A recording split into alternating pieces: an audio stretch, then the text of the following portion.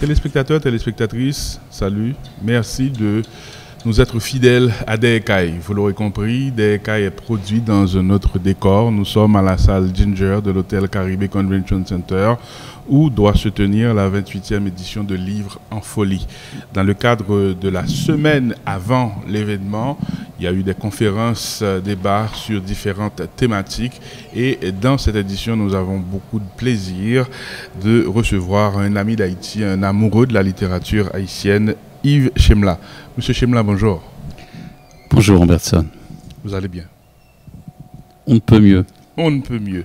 Pour ceux qui vous connaissent ou qui voudraient savoir, qui ne vous connaissent pas et qui voudraient savoir qui vous êtes, je dois dire que vous êtes critique littéraire, vous êtes docteur de l'université de la Sorbonne et vous avez fait votre thèse de doctorat sur Haïti, la question de l'autre dans le roman haïtien contemporain en 2003. Vous avez enseigné plutôt en Haïti à Port-au-Prince entre 1982 et 1984. Vous êtes professeur de français en collège dans la région parisienne. Vous avez longtemps participé à la formation continue de personnel de l'éducation nationale et depuis 2010, vous enseignez les techniques d'expression à l'université Paris-Descartes. Vous avez publié régulièrement des articles consacrés à la littérature d'Haïti, mais aussi du Maghreb, et vous avez participé à des séminaires de recherche. À Livres en folie, vous allez signer jeudi plusieurs ouvrages, dont celui sur Louis-Philippe d'Alembert, En cheminant avec Louis-Philippe d'Alembert. C'est à C3 éditions. Littérature haïtienne 1980-2015. C'est un autre ouvrage très intéressant. On aime à dire que vous avez vu grandir de grands noms aujourd'hui de la littérature haïtienne. Et puis il y a cet ouvrage à plusieurs mains, Le vieux vent caraïbéen, basculement et itinéraire du regard merveilleux sous la direction d'Emily Prophète et de vous, Yves Chemla. Cet ouvrage entre dans le cadre de la commémoration du centenaire de naissance de Jacques-Stéphane Alexis. Avec vous, on va parler forcément de votre travail, de votre passion. Je vais essayer de comprendre qu'est-ce qu'il y a entre Haïti et vous, Yves Chemla et Haïti. Pourquoi cet intérêt à la littérature haïtienne et pourquoi, selon vous, cette littérature produit du contenu, produit du sens et ce sens-là, ce contenu-là, cette production-là vous force à penser autrement et cette littérature vous indique qu'elle a ses propres écoles, ses propres pensées et votre thèse, je présume, le démontre amplement. On va évoquer avec vous des travaux que vous avez réalisés sur l'œuvre de Jacques-Stéphane Alexis et vous avez aussi publié des textes concernant le travail de M. Alexis et vous êtes un passionné de son travail, La montagne ensorcelée entre autres.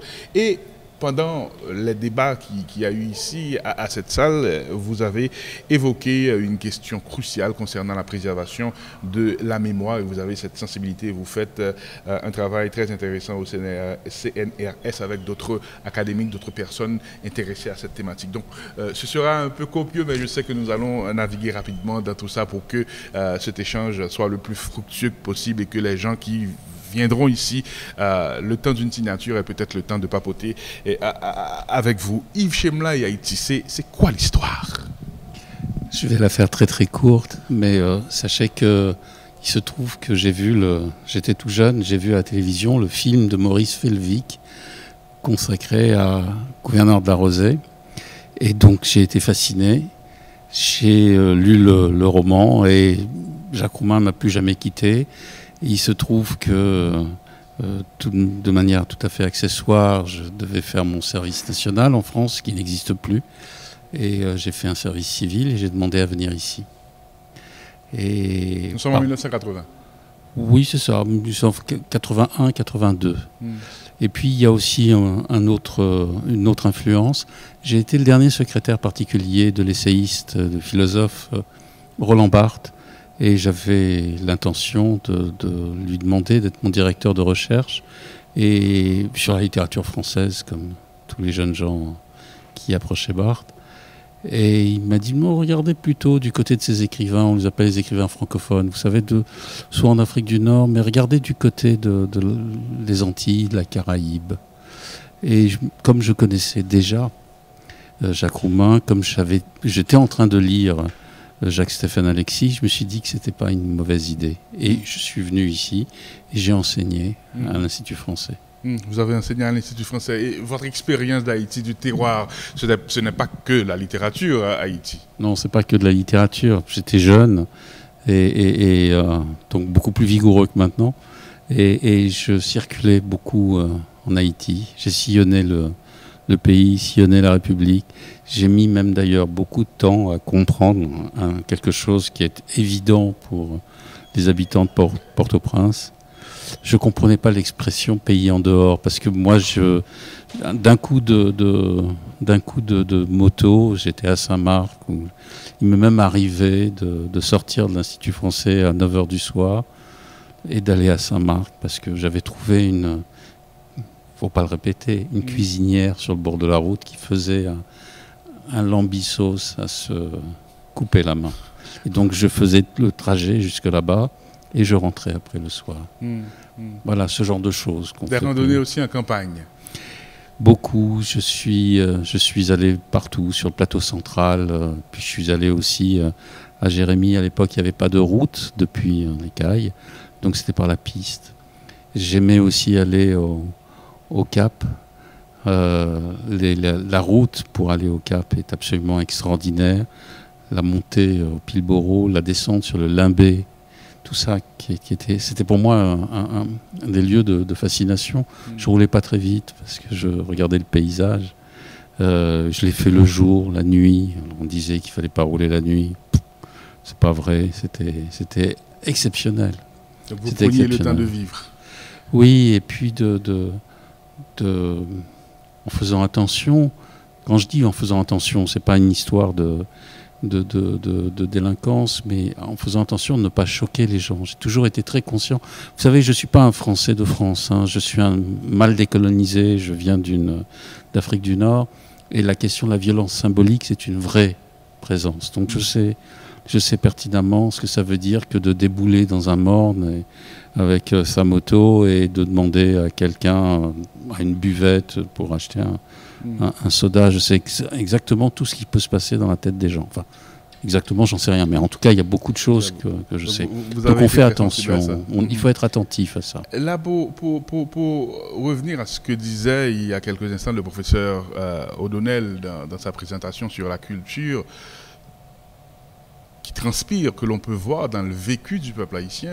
Bien sûr. Est-ce que vous avez eu accès à ce vécu-là dans le quotidien, bien avant de le voir dans les œuvres littéraires? Oui, bien sûr, je l'ai vu dans toutes les injonctions rituelles, dans tous les formalismes.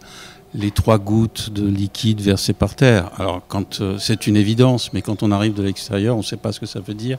Et donc, les gens à qui on demande une explication ne la donnent pas. Enfin, ou sourit, le blanc, il ne peut pas comprendre. Ouais. Voilà. Donc, il faut insister, il faut revenir, et ensuite, il faut savoir faire en sorte de ne pas arriver quelque part et repartir. Il faut revenir. Le vrai voyage, il est là, quand on revient. Ok. Certaines routes, je les parcourais des dizaines de fois. Je suis resté 2 ans et donc je pouvais voir, je pouvais regarder, je pouvais marcher. Il y a un endroit qui était fascinant et je pense qu'il est toujours, c'est la savane désolée, par exemple. Arrêter la moto, être seul, écouter le vent et marcher au milieu de ces grands cactus, par exemple. Et canapé vert Juvénat de vos souvenirs? Bien sûr. C'est quoi? C'est pas cette route, c'est un sentier, non, un espace très boisé. C'est effectivement un espace très boisé, c'est des jardins, c'est une piste. C'est très peu habité et c'est un endroit dans lequel on est dans la campagne. On est dans la campagne et le roman Canapé vert, par exemple, ça existait encore quand je le lisais. Voilà, la façon de dessiner le décor, la façon de représenter la vie des personnages. Oui, moi je descendais souvent dans la ravine. Ce Port-au-Prince-là, c'est le Port-au-Prince vivace. C'est le Port-au-Prince où il y avait des polémiques dans les publications. C'est le Port-au-Prince de l'Institut français au bicentenaire. Et j'évoquais ces expériences avec Louis-Philippe d'Alembert qui a mis en avant toute l'importance de cet institut dans la transmission de savoir, de connaissances, de partage. C'est aussi ça, votre Port-au-Prince, c'est aussi, en passant, polémique dans la presse avec Pierre-Raymond Dumas. Oui, c'est une toute petite polémique. C'était à l'Institut français, pardon. Il y avait le centre dramatique franco-haïtien. Je veux rendre hommage ici à un monsieur qui s'appelait Jean-Pierre Bernet, qu'on a perdu, et puis au directeur à cette époque-là, qu'on a perdu aussi, qui s'appelait Henri Missiolo. Et c'est là où on rencontrait plein de monde. C'est là où j'ai pu avoir des relations intellectuelles assez suivies avec...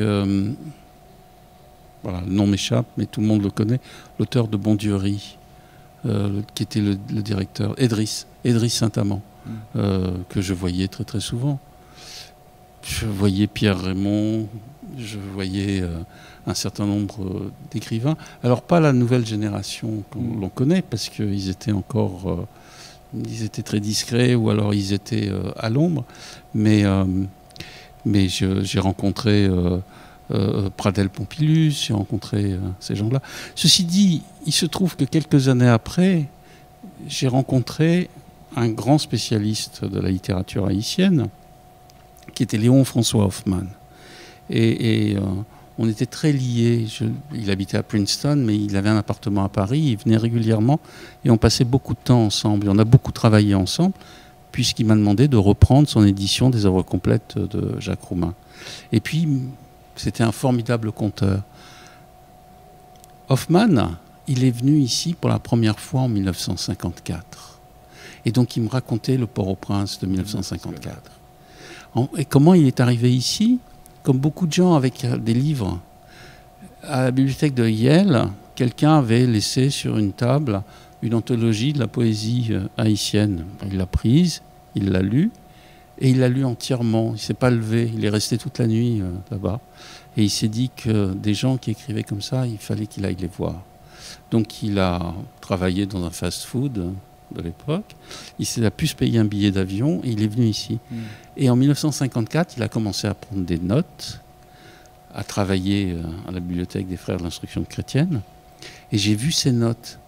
Il est resté 3 mois ici. Et ces notes-là ont alimenté une grande partie de son travail. Et il a complètement bifurqué. Il travaille sur la représentation de l'Espagne dans la littérature française romantique. Et il a commencé à travailler sur Haïti.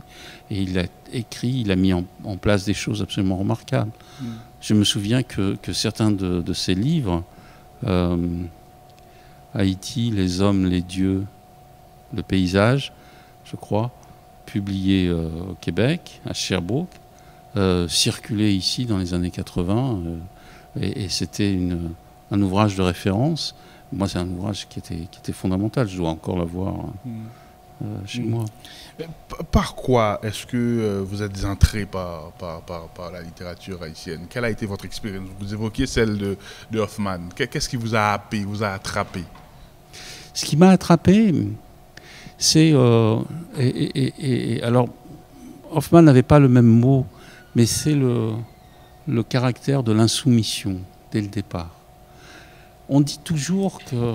Enfin, pas toujours, pardon. On dit souvent que la littérature des débuts d'Haïti est une littérature calquée ou décalquée des mouvements des écoles françaises. Et tout le monde le répète à l'envi. Personne ne va voir. En fait, pas du tout. C'est une littérature qui se démarque complètement de ça. Alors elle suit des effets de mode sur la littérature, comme partout, comme tout le temps, comme peut-être nos amis écrivains actuellement suivent des modes littéraires qui ont cours, alors plus seulement à Paris, mais à Paris, à Montréal, à New York ou à Mexico, c'est leur champ d'action. Et donc c'est le cas aussi au XIXe siècle. Mais c'est à côté. C'est un point de vue complètement différent et un point de vue critique. Ce qui est très très frappant, et on insistait beaucoup, et c'est comme ça, je crois, que la rencontre s'est faite avec Hoffmann, puis avec d'autres après, c'est de prendre en considération le fait que la littérature, elle n'est pas née par hasard. La littérature haïtienne, c'est une revendication, et c'est c'est un groupe de gens qui ont compris quels étaient les préjugés, je dirais tranquillement, anthropologiques, je n'irai pas plus loin, et qui prennent la décision de dire nous aussi on sait écrire, et qui balancent leurs livres dans les bibliothèques françaises, où les livres sont reçus, puisque s'il y a des éditions ici, il y a aussi des éditions en France.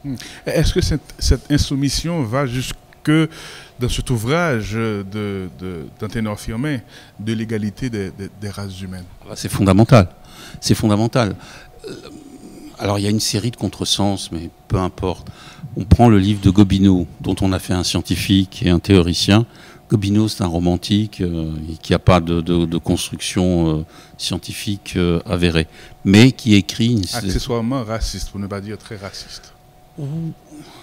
Oui, enfin, avec notre regard, oui. Mais de quoi il parle, Gobineau? Parce que beaucoup de gens n'ont pas lu.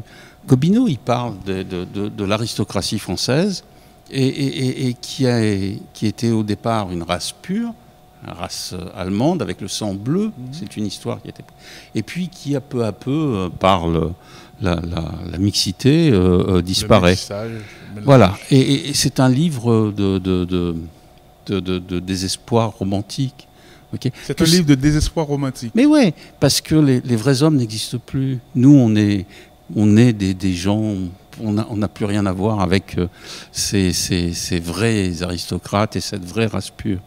Okay. Alors, on n'est pas obligé de suivre le texte au pied de la lettre, mais ensuite, ça a été utilisé pour en faire, effectivement, pour rentrer et pour explorer ce qu'on a appelé le mythe arien. Et donc à partir de là, on s'est mis à théoriser sur un récit qui est un récit fictif, sur l'existence d'une race aryenne qui vient des contreforts de l'Himalaya et qui, etc., avec des conséquences sociales épouvantables. Et encore aujourd'hui, les suprémacistes blancs s'inspirent de cette exactement, théorie. Ouais. Mais qui sont des fictions pures, quoi. Ça n'a jamais existé. Ça n'a jamais existé. Ce qui s'est passé, c'est qu'effectivement, il y a des langues qui ont circulé. Et quand on passe de l'analyse linguistique à l'analyse psycho-raciale, on fait n'importe quoi. Et c'est ce qui s'est passé. Là, le premier acte, c'est l'inscription. Enfin, c'est une longue histoire. J'en ai un peu parlé dans ma thèse. C'est extrêmement intéressant parce que ça se passe dans des salons sous Napoléon et ce sont des philosophes allemands, Büchner en particulier, qui introduisent ce mythe arien et qui va être travaillé. Mais des gens comme Lamartine, comme Victor Hugo, ils prennent ce mythe. Alors on est bien avant, je suis d'accord, on est bien avant le Gobineau, mais c'est des gens en germe. Et ces écrivains-là, Lacordaire par exemple, prennent ça au pied de la lettre. Alors c'est très intéressant à suivre jusqu'à un moment où pour beaucoup de ces écrivains ça se dessille et ils se rendent compte que ça ne marche pas. Mais c'est d'abord un vecteur de l'antisémitisme, de la judéophobie dans un premier temps. Et puis après ça a eu les conséquences que l'on sait. Maintenant, là encore, rétrospectivement, on aurait souhaité que la science ait plus de rigueur, qu'il y ait moins de gens. Si je peux me permettre, allez-y. Ce qui est très intéressant, c'est que ça, c'est le discours scientifique au XIXe siècle. Le discours raciste et le discours scientifique. Oui, scientifique, oui. Donc, voilà. Donc la thèse d'un ténor Firmin, c'est une réponse sur des bases scientifiques à ça. Tout à fait. C'est l'antithèse à ça. Ouais. Tout à fait.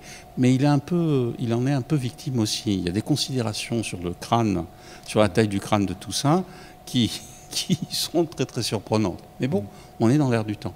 Non, ce que je veux dire, c'est que quand le discours scientifique, ou quand le discours raciste, c'est le discours scientifique, à mon sens, c'est pas tellement le racisme, on règle ça. Ce qui est à mon sens très grave, c'est comment je valide un discours scientifique. Là aussi, on pourra peut-être faire le débat une autre fois. On instrumentalise aussi la science. Bien sûr. Les nazis, pour justifier leur extermination, faisaient les relevés et disaient que si vous avez telle ou telle infirmité scientifiquement, vous ne devez pas vivre parce que vous allez être un poids pour la société. On a vu dans l'histoire également l'instrumentalisation de la science. Pour revenir à une de vos observations et l'une des raisons de votre affection pour la littérature haïtienne, qui produit du contenu et qui vous a forcé à penser autrement, et parmi ce contenu-là, j'ai relevé l'insoumission qui vous a frappé. Est-ce qu'il y a d'autres sens qui vous ont dit quelque chose? Des éléments très frappants. Par exemple, la représentation de la continuité sociale. Alors, on ne le voit pas là, mais je donne un exemple pour illustrer. Par exemple, dans Compère Général Soleil, Hilarion est en prison. C'est le chef de bouquement du député qui vient voir le juge pour demander à ce que la sentence soit pas trop grande. C'est-à-dire que dans le roman haïtien, il y avait quelque chose de très intéressant, il y a une représentation sociale. Et dans la plupart des romans, jusque dans les années 50, vous avez un panorama social. Et ça m'a beaucoup frappé. Ça, c'est une deuxième chose. Et la troisième, c'est l'importance qui est accordée aux dégâts sur l'environnement. Ma thèse, c'est ça. C'est-à-dire que j'ai pris une douzaine de romans et j'essaye de montrer comment les relations entre les personnages, comment les relations entre les dieux et les personnages, à travers les cérémonies, etc., sont complètement influencées par la décrépitude du décor. C'est-à-dire que, pour faire très très très très vite, quand Price Mice écrit ainsi par l'oncle, qu'il dit qu'il faut revenir à la terre, c'est justement au moment où la terre est fout le camp, où on a déboisé, où on commence à se rendre compte des conséquences du ravinage. Dans Amour, colère, folie, de Marie Chauvette, on a cette histoire qui est mise en avant. Dans Les semences de la colère, de l'espèce, on est en plein dedans. Alors il y a l'histoire du retour de République dominicaine, mais la terre ne donne pas parce que la terre, elle est malade. Elle est malade parce qu'on a abusé d'elle, parce qu'il y a une très forte sexualisation de la terre dans ce roman, etc., etc. Et j'ai cherché les traces de ces éléments-là à travers un certain nombre de romans qui racontent la représentation des campagnes en province ou autour de la ville, autour des bourgs, jusqu'au moment où il n'y a plus de terre. Et là, on le voit dans certains parties de romans où les gens sont seuls. Je pense à des affis, les affres d'un défi, où il y a un des personnages qui ne vit plus qu'avec l'argent que lui envoie sa famille de l'extérieur. Et donc là, il n'y a plus rien, il n'y a plus d'héritage. Pendant très très longtemps, Haïti donne au reste du monde, et puis il arrive un moment où il n'y a plus rien qui rentre. Et ça, c'est cette tragédie qui m'a toujours étreint. Cette sensibilité-là, est-ce que c'est le fait de vos origines ou pas que? Oh, pas que. Pas que. Il y a aussi une histoire, des histoires personnelles, des histoires J'ai été formé dans mon enfance, j'ai été éduqué, pas formé, éduqué par des gens qui étaient d'anciens résistants ou d'anciens déportés ou des déportés, oui, pas mal. En ce qui concerne ces sens-là, ces contenus-là, ces différentes thématiques que vous venez d'évoquer, à côté du vécu qui peut être dramatique ou pas, est-ce que la façon d'être présentée, d'être racontée aussi a mérité le regard et l'attention? Bien sûr, parce que notre échange prend un tour un peu tragique. Mais le roman haïtien, il a des aspects tragiques. Le héros, très souvent, on l'a dit, on l'a répété, le bon héros est un héros mort.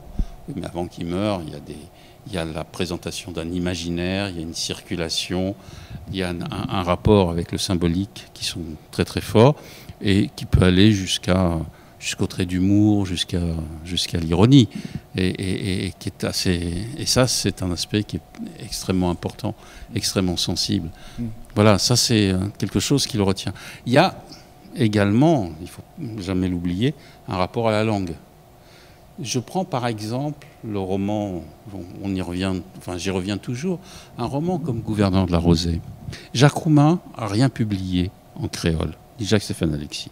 Alors, il y a un poème qui est une comptine enfantine qui a 4 vers, c'est tout. Et alors on dit, ah oui, mais il a créolisé la langue française dans les paroles des personnages. Grossière erreur. C'est pas aussi simple que ça. Il a créé une autre langue qui donne un effet de langue paysanne. Mais c'est juste un effet. C'est de la sémiologie, c'est la création d'autres langues, c'est quoi? C'est plus que ça? Ah oui, c'est plus que ça. Dans les œuvres complètes, on a une analyse qui est faite par Alessandro Costantini, qui montre comment, par exemple, un des procédés va être d'utiliser un adjectif dans une forme nominale. Un autre procédé va être d'utiliser des pluriels. Un autre procédé consiste à passer au singulier. Et donc ça introduit une espèce de trouble dans la langue qui fait comme si on était en face d'une autre langue, pas un parler français qui serait pas bon de la part de paysans. Ça c'est une erreur qui a été commise par certains. C'est pas du tout ça. C'est une autre langue qui est créée, mais c'est pas du créole et c'est pas le français soutenu dont on parlait ce matin. C'est créatif et c'est intéressant. Par rapport à Jacques Romain, par rapport à des thématiques comme la terre, comme le déracinement, l'exil, comme la terre qui fout le camp, les arbres qui foutent le camp, pardonnez-moi de m'exprimer ainsi, et de penser également à cette obligation de payer une partie de la dette de l'indépendance en bois précieux. C'est aussi une part de notre histoire. Vous êtes fasciné par Jacques Romain, par la portée de son travail, par sa capacité à camper des personnages dans un vécu cru, proche du réel, tout en étant dans une œuvre de fiction. Et l'un des romans qui vous a marqué, c'est La montagne ensorcelée. Tout à fait, c'est l'anti-gouverneur de la Rosée. L'anti-gouverneur de la Rosée. Alors, maintenant, pour parler de La montagne ensorcelée, je vais d'abord parler de Gouverneur de la Rosée. Gouverneur de la Rosée est considéré, alors en Haïti je ne sais pas, mais à l'étranger comme le roman paysan par excellence, et qui montre un paysage haïtien idéal typique, désolé, comme si fond rouge c'était la savane désolée justement. Et c'est très difficile, j'explique à chaque fois, je prends une carte et j'explique que on est du côté de la Croix des Bouquets, que quand Délira va au marché, c'est au marché de Port-au-Prince, que l'histoire n'est pas du tout crédible, ça a été longtemps annoncé, qu'on ne voit pas un jeune homme qui arrive de Cuba après avoir passé 15 ans là-bas, revenir et dire « moi je vais trouver la source ». Donc ce qui est intéressant, c'est la très grande portée symbolique du texte et qui le rend universel. Parce que c'est une histoire magnifique. Absolument magnifique. La montagne ensorcelée, c'est la montagne réelle, c'est la paysannerie. Mais Gouverneur de la Rosée est magnifique parce qu'elle porte l'espoir, parce qu'elle met en avant le besoin de solidarité, un besoin de leadership, dans un cadre où tout porterait au désespoir et à la désespérance. Oui, mais ce cadre n'est pas un cadre réaliste. C'est la fiction aussi. C'est ça qui est intéressant. Ouais. Et c'est en cela que c'est un très grand roman. C'est-à-dire qu'il se passe d'une version, je dirais, réaliste au sens le plus étroit du terme, même si c'est un roman naturaliste, même si c'est un texte avec des points de vue de l'auteur qui sont quand même avérés. Jacques Roumain, qui se bat contre la campagne anti-superstitieuse, il n'a pas une vision tout à fait positive. Enfin, il ne donne pas une vision entièrement positive de la cérémonie dans laquelle tout le monde est ruiné. C'est le discours habituel à propos de la vie paysanne. Le vaudou, ça coûte plus que, etc. Et puis, il y a quelque chose qui est très, très, très, très intéressant dans ce texte, c'est qu'il y a une visée de représentation d'une vie paysanne, mais qui est... ou comment dire, de la représentation de la cérémonie du vaudou, qui est très, très marquée par les informateurs vaudous que Jacques Roumain a eu. C'est la même structuration de la cérémonie que dans le livre d'Alfred Métro, Le vaudou haïtien. C'est pas étonnant, ils avaient le même informateur. Et donc tout le monde continue à... Ce qui est très très fort, c'est que quand on parle de cérémonie vaudou, quand on parle de vie paysanne, Gouverneur de la Rosée tombe tout de suite. Alors qu'en fait, c'est pas la réalité, mais c'est pas grave. C'est la fiction. Mais avant d'évoquer La montagne ensorcelée, vous allez nous dire pourquoi, mais aussi vous avez les œuvres complètes de Jacques Romain. Oui. Alors c'est important parce que c'est la première fois qu'un écrivain excusez-moi, francophone. C'est une catégorie universitaire qui est intéressante, qui fonctionne bien. Maintenant, politiquement, on peut la rejeter. Mais sur le plan universitaire, c'est assez efficace. C'est le premier écrivain francophone des Suds pour lesquels il y a eu un investissement pour la publication des œuvres complètes. Et quand on parle des œuvres complètes, c'est les œuvres de fiction, c'est les poèmes, c'est les carnets, c'est les articles publiés dans la presse, c'est la correspondance avec Nicole, avec sa femme, puisqu'il a été exilé tellement longtemps. Il y a une correspondance très très intéressante et qui donne beaucoup de renseignements sur... Comment ce fonds est tenu? Comment ce fonds est tenu? Ah bah ça c'est François Hoffmann qui avait réussi à avoir un certain nombre de choses. Il y a eu des copies, mais malheureusement, un exemple de quelque chose qui est à mon sens dramatique, on n'a pas de manuscrit. Pas de manuscrit. On n'a pas de manuscrit. Par exemple, gouverneur de la Rosée, on n'a pas de manuscrit. On n'a pas de tapuscrit. Il y en avait un qui était connu, qui a été remis par Jacques Roumain lors de son voyage de retour de Mexico, le dernier voyage. Il s'arrête à Cuba et il remet un exemplaire à Nicolas Guillen parce qu'il va le traduire. Et c'est le seul exemplaire qu'on connaisse. Nicolas Guillen, immense poète cubain. Ouais. Mais on n'a pas le manuscrit. Je suis ça sans arrêt, mais voilà, il n'y a aucun manuscrit. On a juste des manuscrits de certains poèmes, pas de tous, et qui sont dans une bibliothèque aux États-Unis. La montagne ensorcelée. Alors la montagne ensorcelée, c'est une histoire terrible de sorcellerie, de possession de la terre, possession, excusez-moi, d'une jeune femme par deux hommes dont un est un génie du mal, c'est un chef de section, et puis l'autre c'est un jeune paysan qui est très amoureux de la jeune femme, et donc ils sont tous en train de se disputer, de se poser, et de croire que si une femme vit seule, un peu à l'extérieur du village, et qu'elle est un peu l'équivalent d'un docteur Feuille, c'est une sorcière, c'est une galipote, et donc ça se termine très très mal avec des décapitations à la clé. Enfin, c'est le rapport aussi à une misère réelle, terrible, mais on n'est pas du tout dans le travail autour de l'imaginaire et d'une vision apaisée de cette vie paysanne. On n'est pas dans la géographie, on n'est pas dans... Non. Donc c'est un roman dur, très très dur, qu'il écrit relativement jeune, avant l'exil, et qu'il a publié à Port-au-Prince.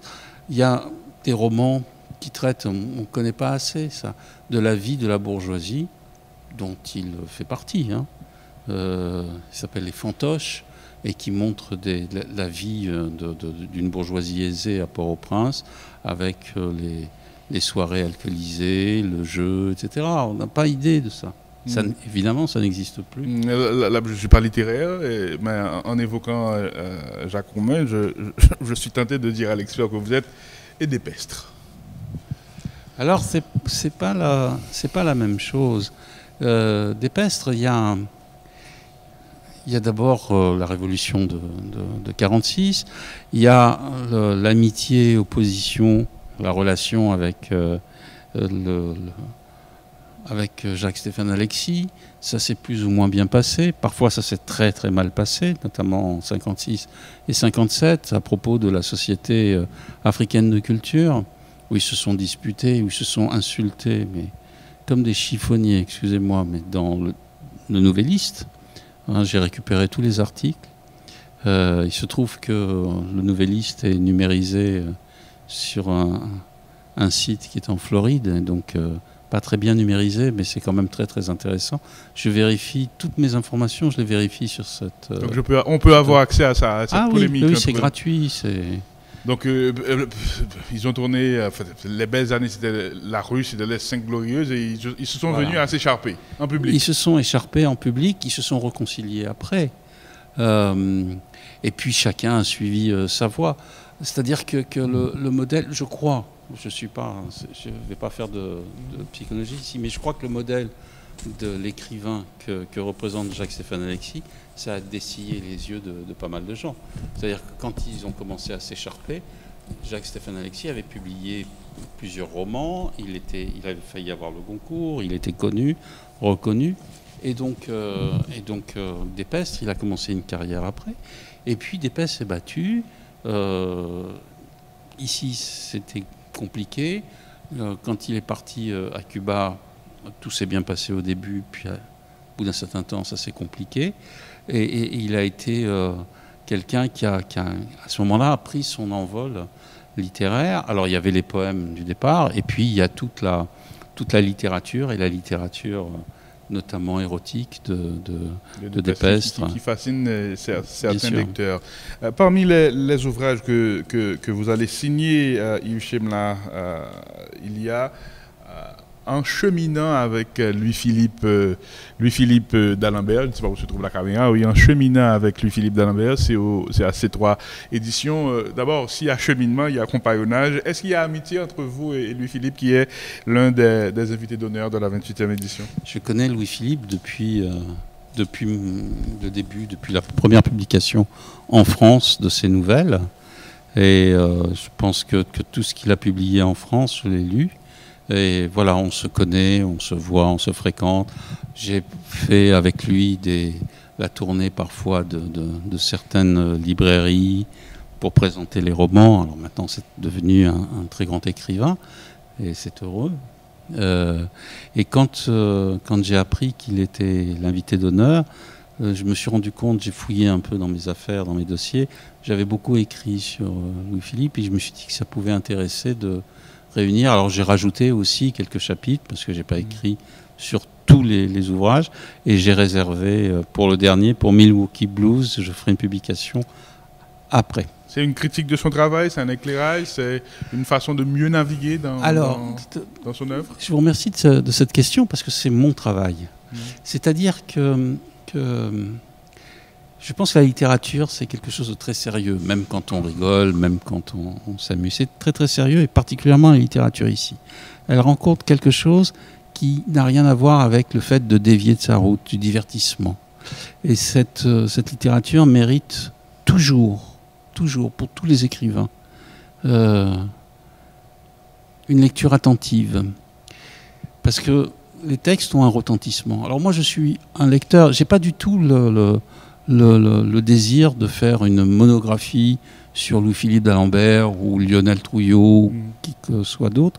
C'est pas mon rayon. C'est pas une monographie, ce cheminement, non. C'est votre regard sur son travail? Oui, c'est une lecture de son travail. Okay. Si vous voulez, la monographie, elle essaye de dire tout, et notamment la biographie. Là, je ne parle pas de la biographie de Louis-Philippe. Je ne me permets pas. Pour moi, ça fait partie des domaines qui appartiennent aux gens et qui ne sont pas les nôtres. Peut-être que j'utilise un bien mauvais mot. Un cheminement, c'est quelque chose d'intime, sa lecture, son appréciation, son vécu, son feeling avec un travail. Oui, ça veut dire que aussi, quand moi j'ai cheminé avec ces livres, c'est-à-dire que ces livres aussi, ils m'ont façonné, ils m'ont formé.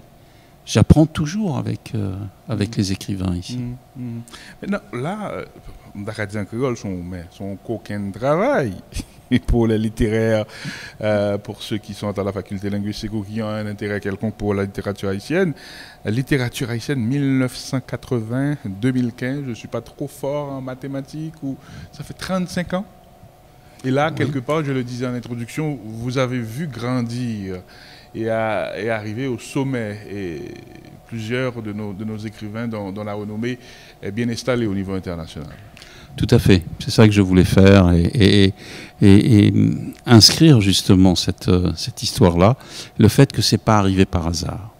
Qu'il y a eu une conjonction. Il y a toujours une conjonction. Mais à ce moment-là, il y a eu quelque chose d'extrêmement intéressant qui s'est passé. Je pense que c'est lié aussi à la fin des années Duvalier. C'était quand même un peu opprimé ici. Je me souviens par exemple d'un écrivain qui m'a invité, on était en 83, ici dans l'arrière-boutique d'un libraire, pour me présenter ses poèmes avec d'autres personnes. Cet écrivain, c'est Avin, qui vient de Grande Rivière du Nord, qui enseigne à New York. Mais tout le monde restait très discret. à part Idriss Saint-Amand, un peu Cito Cavé, un peu quelqu'un qui a disparu, qui était sur le théâtre. J'ai pas rencontré vraiment beaucoup de gens. C'était un peu fermé, c'était un peu verrouillé. Et je pense que si j'ai autant parcouru la campagne haïtienne, c'est parce que c'était un peu verrouillé et je voyais pas grand monde. Là, entre 80 et 2015, vous ne pouvez pas rater Fignolet, vous ne pouvez pas. Ah non, il y a Fignolet, Dany Laferrière, Franck Etienne, Yannick Lins, tous ils sont là. Tous ils sont là et tous, je les ai vus alors publiés, je les ai vus depuis la France à partir de 85-86. Mais comment faire l'amour avec un nègre sans se fatiguer de Dany Laferrière a été publié en France en 84. Hein. Vous dites que c'est pas une histoire de la littérature. Pourquoi? Comment faudrait-il classer ça si c'est pas une histoire de la littérature? C'est aussi ce que j'explique. Il n'y a pas de volonté exhaustive. C'est pas moi qui dis le sens. C'est plutôt le sens qui vient vers moi. Et donc, moi, je dis, voilà, je fais des lectures et voici ce que j'en pense et ce que j'en reformule. Okay, avec mes mots à moi. Comment, effectivement, cette littérature, elle informe le monde de façon différente. Comment elle nous raconte des histoires qui nous concernent, mais depuis un point de vue qui est différent. On en parle beaucoup. En ce moment, nous sommes ensemble avec Louis-Philippe d'Alembert. Le fait de se situer depuis ici, depuis un pays qui a été décolonisé plus ou moins bien, les questions ne sont pas les mêmes que celles des mondes consuméristes et un peu repus que nous connaissons. Ici, la question, c'est... on travaille avec des littératures qui peuvent être lues par des gens dont la question est de savoir comment je vais payer les collages de mes enfants, comment je vais préparer à manger ce soir, comment on va faire pour survivre à ce qui se passe actuellement dans des conditions acceptables. Ça, c'est très très important. Alors, parfois c'est écrit directement. On a des romans qui parlent je pense par exemple au dernier roman d'Émilie Prophète, Les villages de Dieu, où les questions sur l'alimentation, sur la survie, sont posées nommément.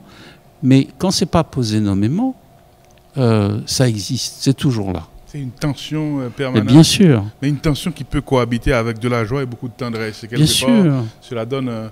Voilà. Ce qu'Émilie Prophète appelle la reconnaissance ou l'évidence de l'humanité, de notre humanité. À mon avis, c'est évident. Le nôtre, on n'en a pas besoin. On a cette évidence humaine de l'humanité. Mais comment dans cette littérature, elle est irriguée par la vie et pas seulement le désir de vivre. Vous voyez ? Ouais, je vois. Voilà. Deux dernières questions avant de rappeler au public, et aux lecteurs qu'ils pourront vous rencontrer demain, jeudi, à Livre en Folie, littérature haïtienne 1980-2015. Donc c'est 3 éditions, je rappelle. Et en cheminant avec Louis-Philippe d'Alembert et puis le Vieux vent caraïbéen, basculement et itinéraire du regard merveilleux, c'est sous la direction d'Émilie Prophète et de vous, Yves Chemla. Mais 2 dernières questions,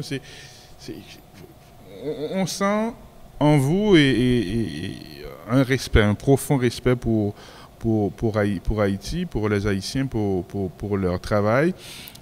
Quand vous regardez cet environnement-là que vous aviez décrit il y a quelques secondes avec tant de précision, quand vous voyez tant d'adversité, tant de difficultés, ce vécu sur un fil tendu, sur une tension permanente, sur des besoins difficilement assouvis, vous l'évoquiez il y a quelques secondes, se nourrir, être certain de ne pas recevoir une balle en pleine tête de l'autre côté de la rue. Mais en dépit de tout ça, il y a une création littéraire qui est vivace, qui est insoumise, pour prêter un mot que vous avez utilisé. C'est objet de fascination aussi? Ah non, la fascination, c'est pas ça. C'est quoi? La fascination, c'est très dangereux. La fascination, c'est je vous hypnotise et vous êtes dans mon pouvoir. Non, la littérature, elle prend pas pouvoir sur qui que ce soit. Justement, elle nous laisse libres. justement, cette littérature, elle cultive le désir de liberté et l'inscription de l'exigence de liberté chez chacun. C'est ça qui est très fort. Alors, je ne vais pas faire une explication de texte. Parler de fascination, non. Pour moi, c'est d'abord une exigence. Vous voyez ? C'est une exigence. Cette littérature, elle est exigeante. Et ce n'est pas une littérature de gare. Je ne vais pas lire, il n'y a rien à faire. Je ne lirai jamais un roman d'un écrivain haïtien, ou alors c'est qui m'est tombé des mains, malheureusement ça existe. Quand je vais prendre le train, je n'ai pas besoin de prendre un roman haïtien pour me divertir. Je ne sais pas si je trouve des romans qui me divertissent. Je ne vais pas lire un roman haïtien comme je pourrais lire un roman policier qui opère, un roman de Chester Himes qui opère une traversée sociale et qui raconte des choses, qui peut être très plaisant. C'est pour moi pas du tout le même registre. Je sais que je vais me faire écharper avec cette comparaison, mais je l'assume totalement. Dans le roman haïtien, dans la poésie haïtienne, il y a quelque chose qui se dit qui vient de très très loin, qui supporte un imaginaire, une symbolique absolument vitaux, littéralement, et qui doivent nous rappeler sans cesse que précisément ici, je parlais d'humanité, l'humanité a été remise en cause fondamentalement. Ici. En 1804. Avant. En 1804 aussi. Oui. Pendant la guerre de l'indépendance, mais le mode d'exploitation ici, et qu'on oublie, enfin ça n'a rien à voir avec la littérature, mais un historien avec qui j'ai eu pas mal de difficultés, qui s'appelait Oruno Denis Lara, avait écrit un texte extrêmement important où il liait l'exploitation plantationnaire, c'est un historien originaire des Antilles, à la naissance du capitalisme en Europe. L'accumulation du capital, vous croyez qu'elle s'est faite comment ? Là, le débat revient ici, et avec les enquêtes du New York Times qui ont remis le projecteur sur des travaux réalisés par des historiens haïtiens, entre autres depuis le début du 19e siècle, fin 19e siècle et début du 20e siècle, et vous avez évoqué dans l'un de vos papiers cette question. Mais moi, c'est peut-être mon jugement, je reste fasciné par cette littérature haïtienne en dépit des adversités, cette capacité à surprendre.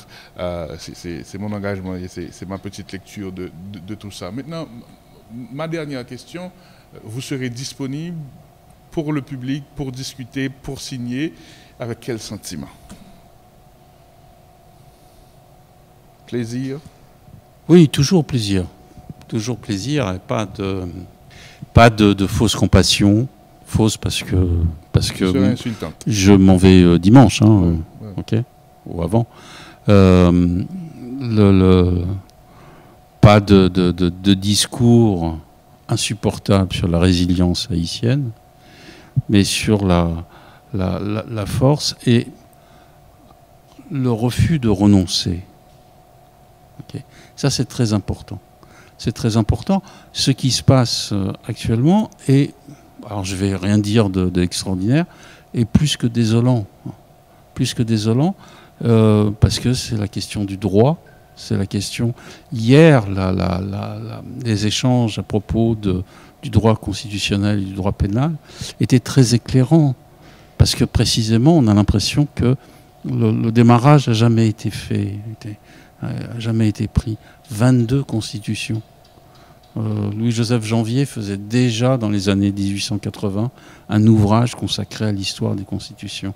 Et il disait, il y a un problème, et il y a un problème depuis le départ. Bizarre. On continue avec ça. Et moi, d'une certaine façon, ce problème-là, avec les lecteurs, avec les gens qui vont venir, avec les jeunes qui vont venir, absolument, je sais qu'ils sont porteurs de ça, qui sont porteurs de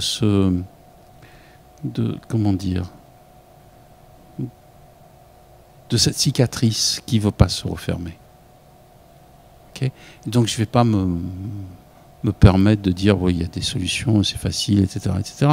Et le roman n'apporte pas de solution. Le roman, il pose des questions. La littérature, elle est là pour nous questionner. Encore une fois, les villages de Dieu, actuellement, posent la question de ce qui se passe actuellement. Avec un peu quelques mois d'anticipation. Mais c'était probant. Comme la question dans une autre mesure, la question du combit, qui est une fiction, on est bien d'accord, à la fin de Gouverneur de la Rosée, posait la question du projet. On parle de solidarité, etc. La solidarité, elle existe. Non, c'est la façon d'élaborer un projet, c'est-à-dire d'avoir un engagement sur un futur et de se donner des calendriers. Voilà. Là, le calendrier, ils se le donnent, ils le fabriquent, ils réussissent à canaliser, parce qu'ils sont d'accord, ils arrivent tous en même temps, ils canalisent l'eau. Okay, ça, c'est un projet. En même temps, on n'a pas besoin d'être grand clair pour savoir que le chef de section, qui s'appelle Hilarion, il ne faut pas l'oublier, il a des vues là-dessus et il veut gagner de l'argent. Et on peut être assuré qu'il le fera. Mais ça, c'est hors du roman. Voilà. Donc on est perpétuellement dans ce type de questions. Quand Kathleen Mars publie Saison sauvage, un texte extraordinaire, elle pose la question du rapport à la violence dictatoriale et une question sur laquelle beaucoup de gens ont reculé avant. Mais elle la pose et elle met ça en scène. Et elle met ça en scène dans les rapports de pouvoir exercés sur une femme. C'est terrifiant, ce roman. Mais en même temps, combien est-ce qu'elle a une vision de la réalité qui correspond à cette réalité.